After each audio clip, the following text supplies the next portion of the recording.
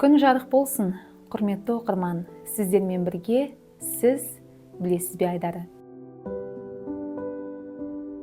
Келісім шарт. Өйткені екі жақты келісім шарт бар. Қазақ тілінің нормасында келісім шарт дейтін қос сөз жоқ. Ешқандай сөздікте тіркелмеген. Автор келісім, шарт сөздерінің іліктестігін ескеріп, қос сөз қылып берген болу керек. Қос сөздерінің мағыналары іліктес я қарсы сөздерден жасалатын жоққа шығаруға болмайды.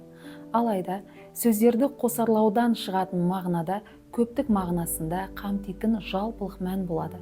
Мысалы, ата-ана дегенде кемі екі адамды, ыдыс-аяқ дегенде бірнеше ыдысты айтатыны белгілі. Ал келісім шарт бір ғана жеке затты атайды. Сондықтан да бұған орай қосарлау тәсілін қолдану жаңсақтық болып саналады. Дұрысы келісім шарт.